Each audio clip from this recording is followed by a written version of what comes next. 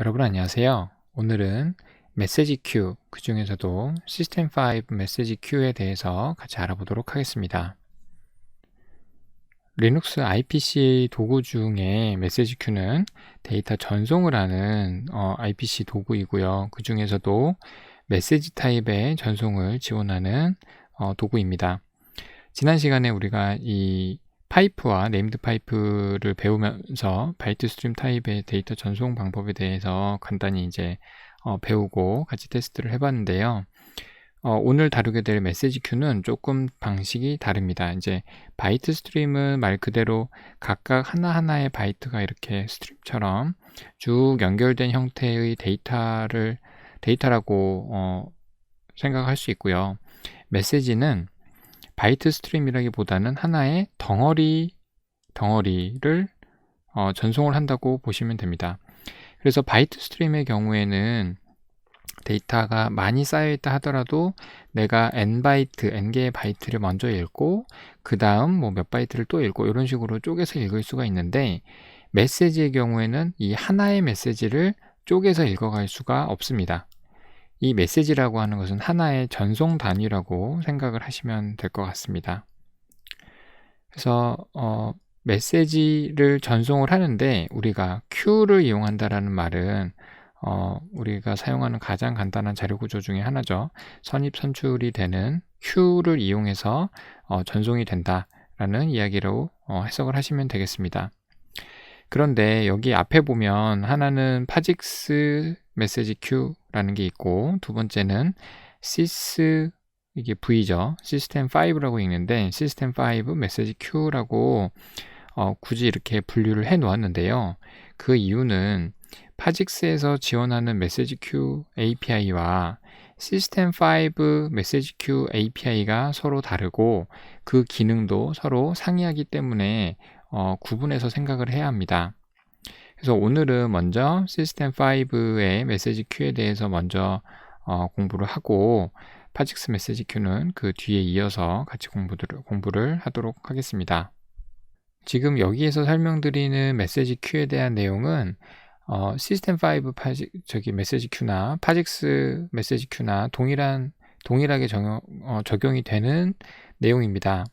그래서 메시지 큐에 대한 이제 전반적인 내용을 설명을 드릴 건데요. 메시지 큐는 아까도 설명을 드렸지만 메시지 기반의 커뮤니케이션 도구입니다.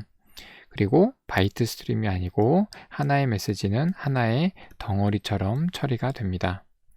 그래서 이제 그림을 살펴보시면 이제 여기 가운데 메시지 큐가 있고요. 이 큐는 먼저 들어온 메시지가 먼저 나가는 선입선출 FIFO의 구조로 설계가 되어 있습니다. 그래서 이제 각 프로세스, 두 개의 프로세스가 하나는 데이터를 전송하고 하나는 데이터를 받는 이런 구조에서 사용이 가능하고요. 이 메시지 큐는 파이프와는 다르게 또 네임드 파이프와 비슷하게 ID가 있습니다. ID가 있어서 이 두 개의 프로세스가 related 된 프로세스가 아니더라도, 즉 unrelated 프로세스여도 둘 간의 통신이 가능합니다. 네, 이 메시지 큐에 대해서 어떻게 ID를 우리가 지정을 하고 사용할 수 있는지는 시스템 5 쪽과 파직스 쪽이 서로 다른 방법을 사용하고 있습니다. 그 부분은 각각의 메시지 큐에 대해서 우리가 다룰 때 다시 한번 살펴보도록 하겠습니다. 지금부터 보시는 내용은 시스템 5 쪽의 메시지 큐입니다. 그래서 좀 전에 설명드렸던 메시지 큐의 특징은 다 가지고 있는데요. 거기에다가 시스템 5에서 정의한 기능에 대해서 살펴보겠습니다. 히스토리를 말씀을 드리자면, 저도 그 시대에서 이제 공부를 했던 건 아니지만 시스템 5 쪽의 메시지 큐 API가 먼저 나왔고요. 그 다음에 파직스 쪽 이제 API가 나왔습니다. 그래서 당연히 파직스 쪽에서는 뭔가 유닉스 계열의 시스템에서 다 같이 사용할 수 있고, 또 시스템 5 쪽 API가 갖는 단점들을 보완하는 형식으로 이제 파직스 쪽에서 API를 새로 만들어냈죠. 그래서 서로 다른 점이 있고 파직스 쪽이 좀 더 우월한 점이 많이 있습니다. 하지만 시스템5 쪽의 코드가 더 오래됐다 보니 많은 소스 코드들이 시스템5 쪽의 메시지 큐, 이 메시지 큐 말고도 쉐어드 메모리랑 세마포어도 이 시스템5 쪽 계열의 API와 파직스 쪽 계열의 API가 이제 별도로 존재를 하는데 시스템5 쪽의 이 API들이 오래됐기 때문에 널리 퍼졌고 그래서 더 많이 사용이 돼서 예전에 작성된 코드의 경우에는 시스템5 쪽의 API가 작성이 되어 있는 걸 많이 보실 수가 있어요. 그래서 이제 코드 리딩을 하거나 혹은 뭐 남들이 작성해 놓은 코드를 이렇게 유지보수, 그러니까 뭔가 고쳐서 사용해야 되는 경우에는 시스템5 메시지 큐, 시스템5 이 IPC 도구들을 잘 알고 계셔야 그렇게 사용을 하실 수가 있으시겠죠. 하지만 만약에 새로 코드를 작성을 한다면 사실 시스템5 쪽보다는 파직스 쪽이 더 기능적으로 우월한 부분이 많기 때문에 그 부분은 파직스 쪽 API를 사용하시기를 권장을 해드립니다. 다시 시스템5 쪽 메시지 큐 내용을 살펴보시면 메시지 기반의 커뮤니케이션 하는 것은 공통적인 사항인데 여기 보시면 메시지별로 메시지 타입이라는 것이 지원이 됩니다. 이 메시지 타입이라는 것은 메시지 하나하나마다 이 메시지 타입은 1번이야, 1번 타입이야. 또 다른 메시지는 이거는 100번 메시지야. 이런 식으로 메시지마다 타입을 지정을 해서 전송을 할 수가 있어요. 그리고 전송된 것을 이제 받을 때, 수신할 때 특정 메시지 타입만 콕 집어서 수신을 할 수도 있습니다. 그래서 이게 이제 굉장히 중요한 특성을 갖게 되는데 왜 중요한 특성이냐면 파직스에서는 이런 기능을 제공을 하지 않거든요. 그렇기 때문에 이 기능은 시스템5 쪽에서만 지원하는 기능입니다. 그래서 잘 알아두셔야 될 것 같고요. 이 메시지 큐 자체는 5.4로 구성이 되어 있어서 이제 선입, 선출이 당연히 되겠죠. 당연히 되고, 그리고 메시지 큐 자체의 아이덴티파이어는 IPC 키라고 하는 특수한 값입니다. 이게 not fd 파일 디스크립터가 아니에요. 파일 디스크립터는 아닌데 int 타입의 데이터 타입을 갖는 IPC 키를 아이덴티파이어로 해서 정의할 수 있습니다. 그래서 이제 그 서로 연관되지 않은, 그러니까 related 프로세스가 아닌 서로 다른 프로세스가 하나의 메시지 큐를 서로 사용을 하려면, 공유를 하려면 이 메시지 키를 알고 있어야 돼요. 메시지 키를. 근데 이 메시지 키가 int 타입이지만 fd가 아니라는 것을 반드시 기억을 해 두시길 바랍니다. 이 얘기는 뭐가 되냐면 결국 select나 epoll과 같은 그런 IO 멀티플렉싱을 할 수 있는 API에서 이 IPC 키 값을 사용할 수 없다는 이야기가 돼요.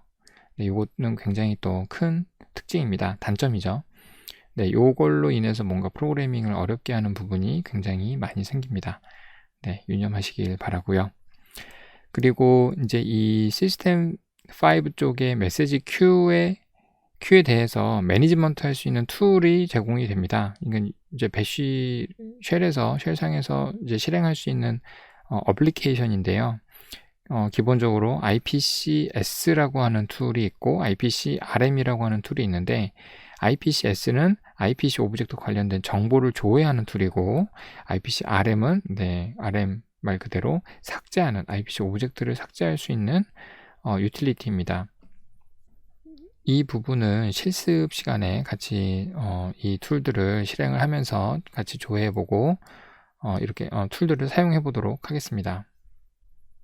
이 장표는 어떤 프로세스들 간의 메시지 큐를 이용을 해서 메시지를 주고받는 것을 이제 그림으로 그려놓은 것인데요. 일단 프로세스 A가 두 개의 메시지 큐에 대해서 샌드를 할 수 있는 구조로 그림이 작성이 됐습니다. 그래서 두 개의 메시지 큐는 각각 키값이 있는데 이 IPC 키가 각각 다른 값으로 설정이 되어 있죠. 그래서 이 키값을 이용해서 따로 접근을 할 수가 있습니다.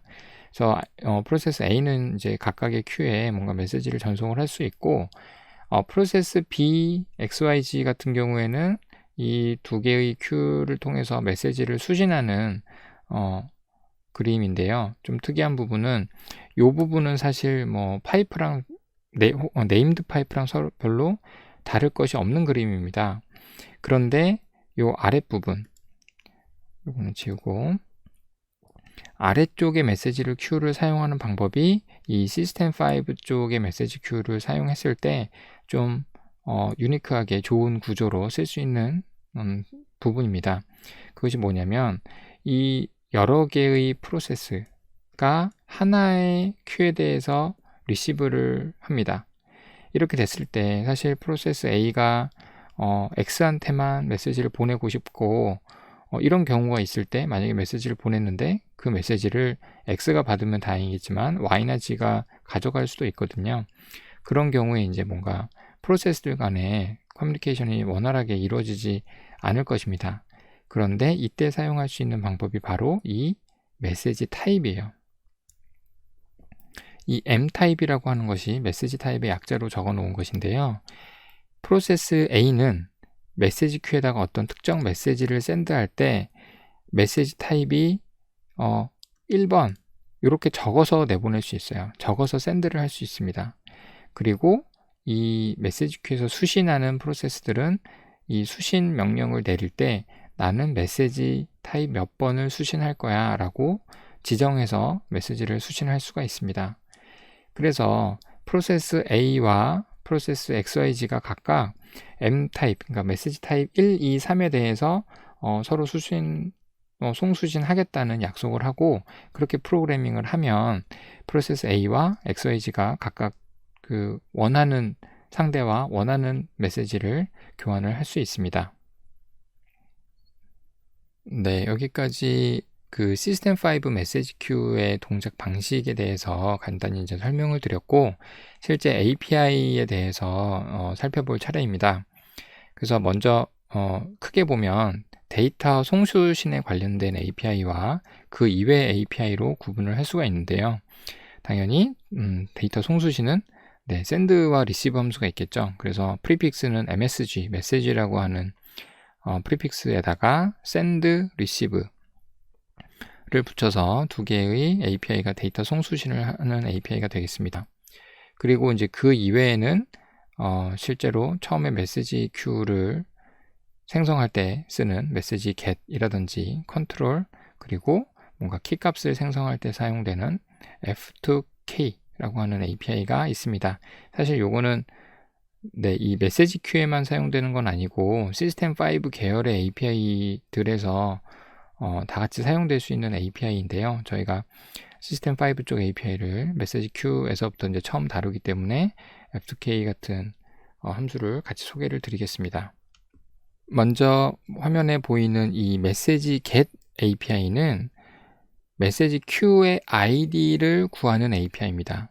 그리고 옵션에 따라서 생성도 가능합니다.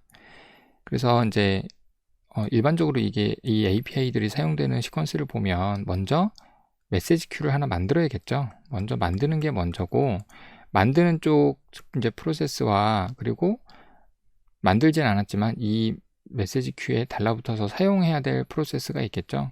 그래서 이 첫 번째 A 프로세스는 이 메시지 큐를 생성을 하면서 그러니까 메시지 get API를 이용해서 생성을 하면서 메시지 큐 아이디를 가져오고요. 가져온다라는 얘기는 메시지 큐가 생성이 되고 이 메시지 큐에 대해서 핸들링 할 수 있는 메시지 큐 아이디를 리턴을 해준다는 이야기가 됩니다.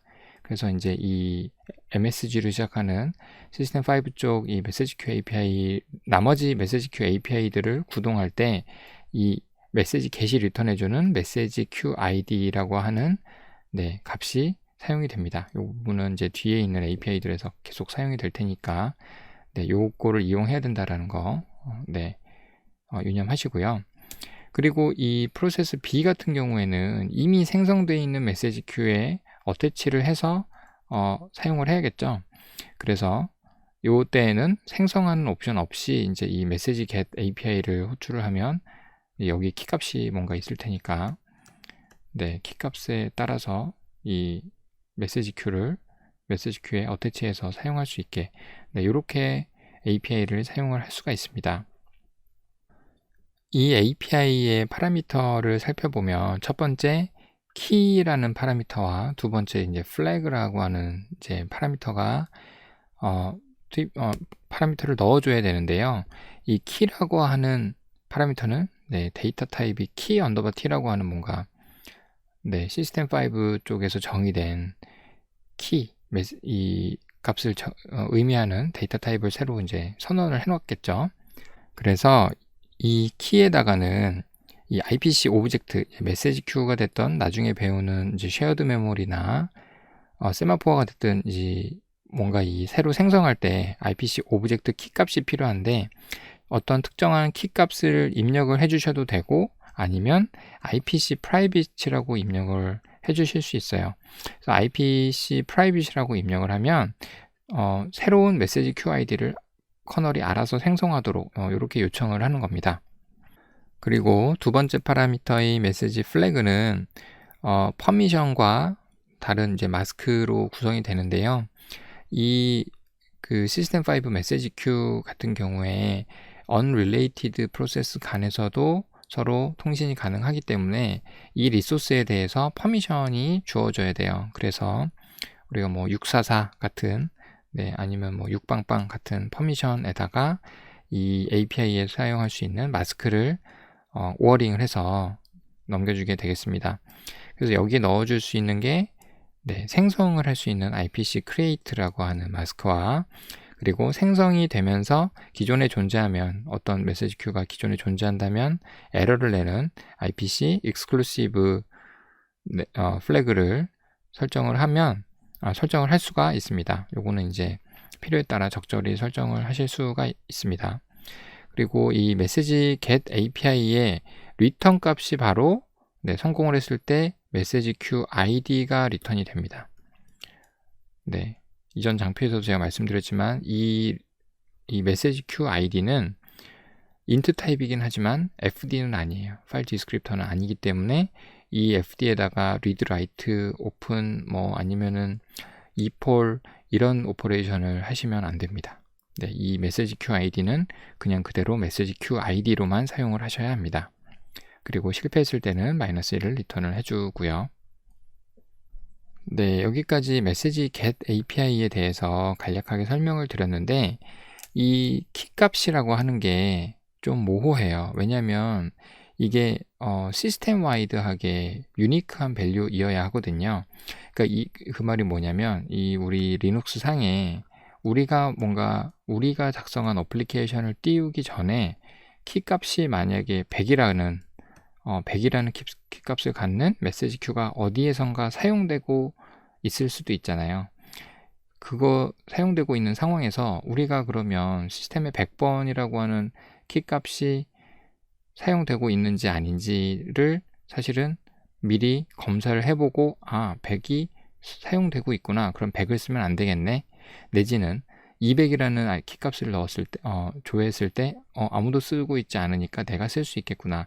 이런 식으로 사실 조회를 해봐야 되거든요.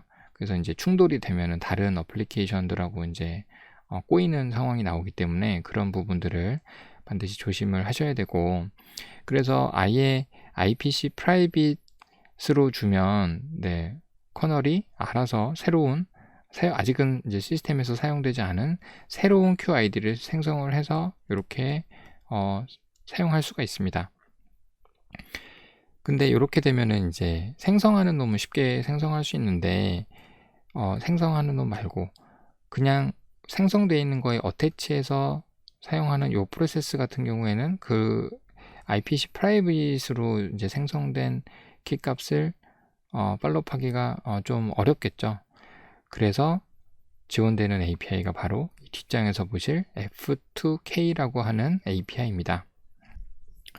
F2K라고 하는 API는 이게 약자인데 File to Key의 약자입니다. 그래서 어떤 파라미터로 파일 이름을 넘겨주면 거기에 상응하는 키값을 제너레이션을 해서 리턴을 해줍니다.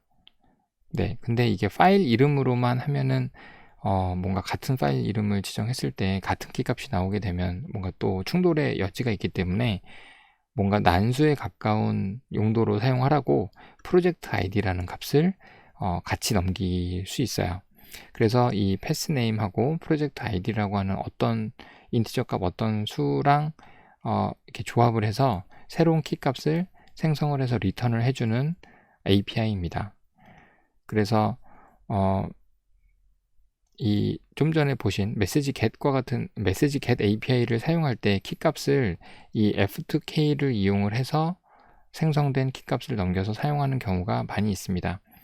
근데 그게 이제 이 패스 네임과 프로젝트 아이디가 같으면 같은 키 값이 나온다라는 그런 가정이 있기 때문에 어느 두 개의 프로그램이 약속하기를 키 값을 직접적으로 여기다 하드코딩을 하는 게 아니라 경로를 이 패스네임과 프로젝트 아이디를 서로 약속을 하는 거예요. 예를 들어 뭐 템프에 있는 뭐 1번이라고 하는 파일의 프로젝트 아이디는 100 이런 식으로 요것만 약속을 하면 이 프로세스가 언제 어떻게 뜨든지 간에 어쨌든 둘이 같이 사용할 수 있는 새로운 키 값을 리턴을 해준다는 거죠.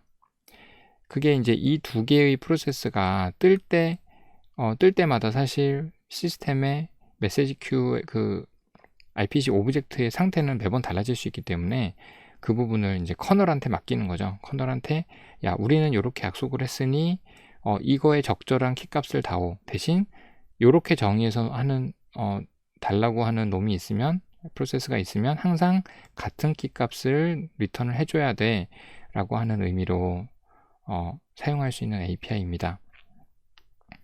그런데 안타까운 건 이게 유니크하다는 보장이 없어요. 커널이 이제 베스트 에포트를 하긴 하는데 반드시 유니크하다는 보장은 없습니다. 이게 조금 안타깝지만 대부분 이렇게 하면 큰 무리 없이 사용하실 수 있을 것 같습니다. 네, 그래서 이제 이 F2K API에 들어가는 파라미터 패스네임은 조합할 파일의 경로인데 파일이 존재해야 돼요. 그리고 리드가 가능해야 됩니다. 이런 제약 조건을 갖고 있고요. 그 다음에 프로젝트 아이디는 어떤 임의의 프로젝트 아이디 값이에요. 그래서 뭐 이렇게 주기도 하고 그냥 인티저 값을 넣어줘도 되고 그거는 상관이 없습니다.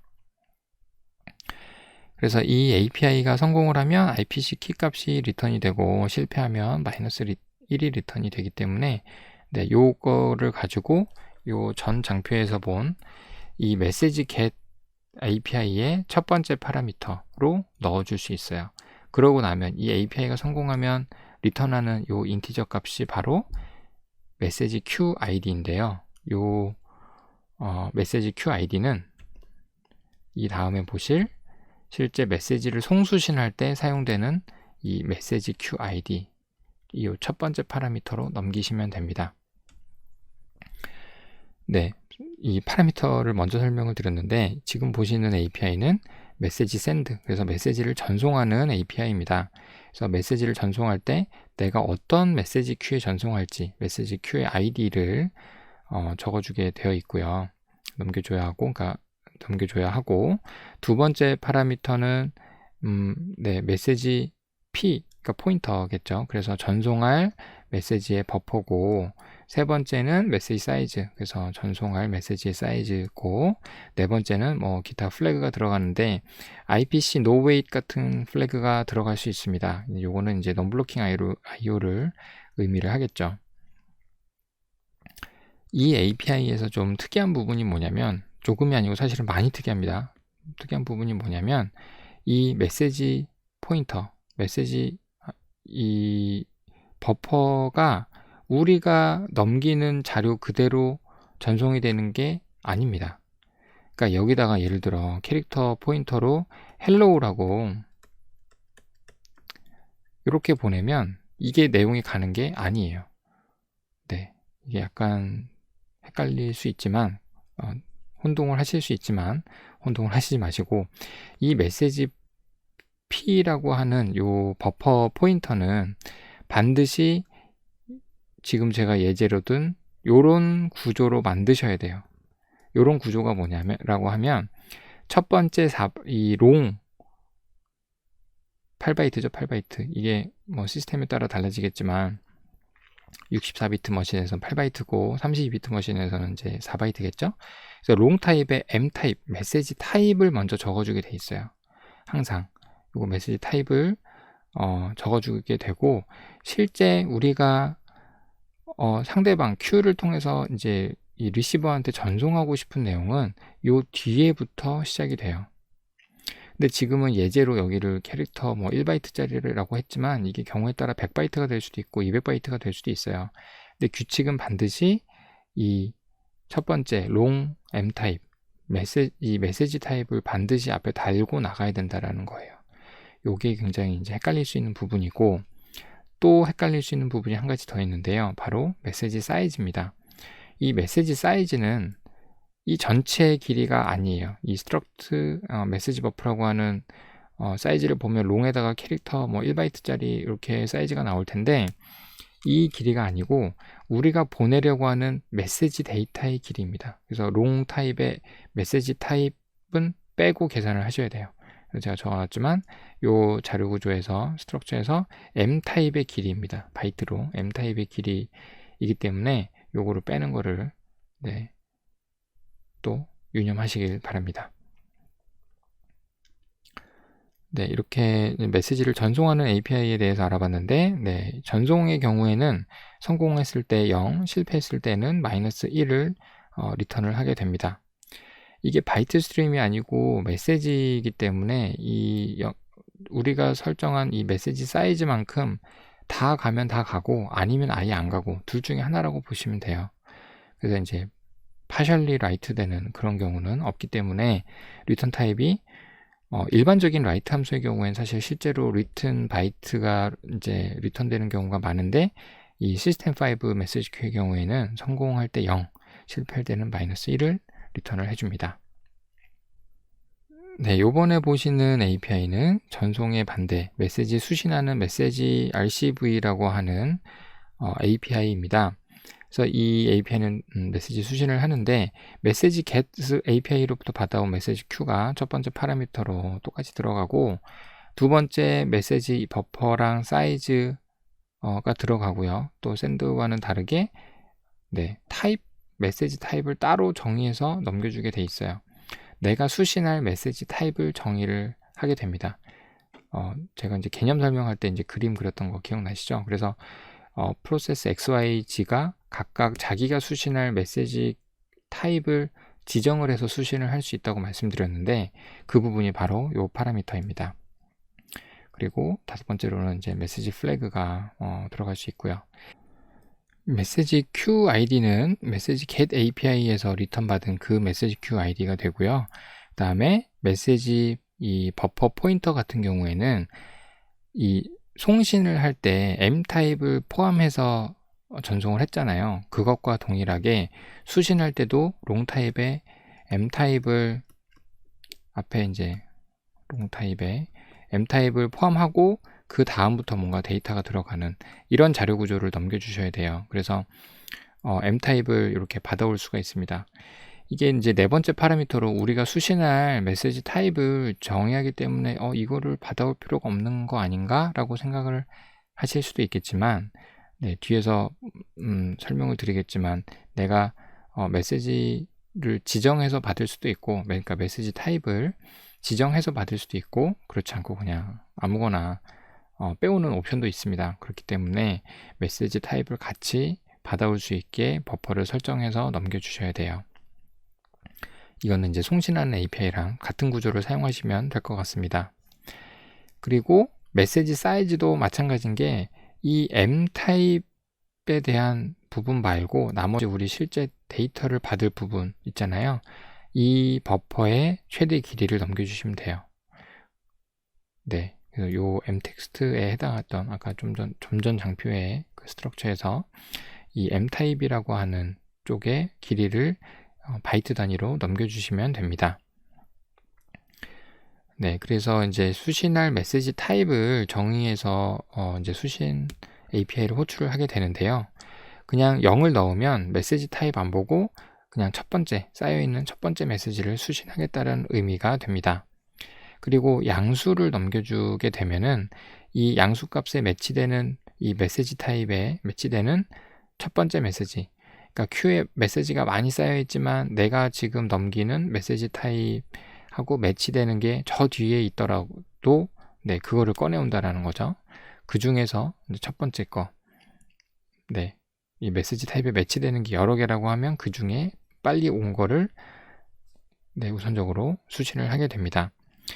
그리고 음수의 경우에는 음수로 지정한 절대값보다 작거나 같은 메시지 타입에 매치되는 첫 번째 메시지를 수신합니다.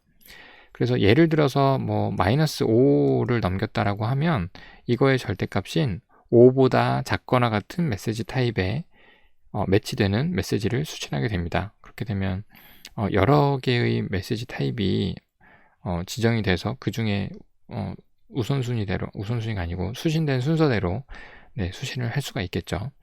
그래서 이렇게 다양한 옵션을 제공을 하기 때문에 이제 프로그래밍을 해야 되는 환경에 따라서 이 메시지 타입을 이용해서 적절히 네, 기능을 구현하실 수 있는 방법이 있을 것 같아요. 요거는 파직스 쪽에서 제공하는 API에서는 이런 기능을 제공하지 않기 때문에 네, 이 기능을 반드시 사용하셔야 된다라고 하면 넷시스템5 쪽으로 사용하셔도 될 것 같아요. 근데 추천드리진 않습니다.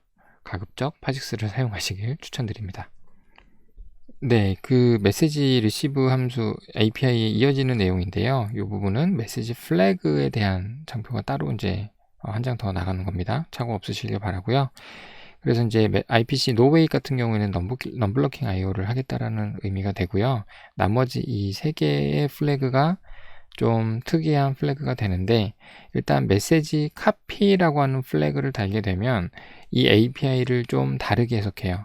그래서 메시지를 꺼내오는 게 아니라 메시지를 복사해서 수시를 합니다. 원칙적으로는 큐에 어떤 이제 데이터가 들어있을 때 요거를 이제 하나 수신을 하면 그 데이터는 이 큐에서는 완전히 없어지는 거죠. 그래서 다음번에는 그 데이터를 꺼내갈 수가 없는데, 메시지 카피를 설정해서 하면 네, 요거를 꺼내와도 그냥 얘가 그 자리에 남아있는 거예요. 뭘 꺼내오든지 간에 네, 그 자리에 남아있어서 다시 수신을 할 수 있게 됩니다.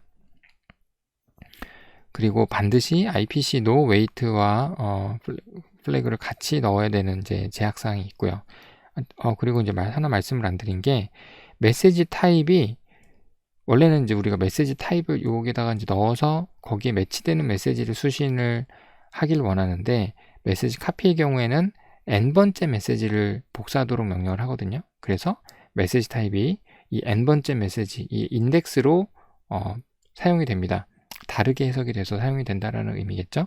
그래서 이제 메시지 카피 플래그를 쓰실 때는 이런 부분들을 더 유의를 하셔야겠습니다. 그리고 메시지 익셉트 같은 경우에는 메시지랑 매치되지 않는 메시지 중에 빨리 온 거를 수신하겠다라는 의미이고요. 그 다음에 메시지 no error 같은 경우에는 우리가 수신하려는 이 메시지 사이즈가 이 우리가 지정하는 MSG, SG 파라미터로 넘긴 값보다 크다면 트렁케이트 시켜버리는 네, 그런 플래그입니다. 그래서 반환값은 샌드하는 쪽과는 다르게 실제로 받은 데이터의 길이, 그리고 mtext의 길이겠죠. mtext의 길이, 바이트 단위 mtext의 길이를 mtext 쪽에 저장된 길이를 실제로 리턴을 하게 됩니다. 근데 우리가 버퍼를 아무리 큰 거를 넘겨도 사실 실제 받은 거는 뭐 몇 바이트에 불과할 수도 있기 때문에 실제 받은 길이를 네, 리턴을 하게 됩니다. 실패할 때는 -1을 리턴하고요. 다음으로 보시는 API는 메시지 큐를 제어할 수 있는 메시지 컨트롤 API입니다. 그래서 첫 번째 파라미터로는 대상이 되는 메시지 큐 아이디가 들어가고, 두 번째 파라미터가 네, 우리가 동작시킬 커맨드가 들어가고, 세 번째는 네, struct message qid underbar ds라고 하는 스트럭처의 포인터가 버퍼로 하나 넘어가게 됩니다. 그래서 이제 어떤 커맨드를 수행을 할 수 있냐, 어떤 제어를 할 수 있냐면 네, 여기 이제 세 가지로 정리를 했는데요. IPC stat 경우에는 커널이 들고 있는 네, 세 번째 파라미터인 struct message qid ds라고 하는 정보를 습득을 해달라, 가져와라 라고 하는 API가 되겠고요.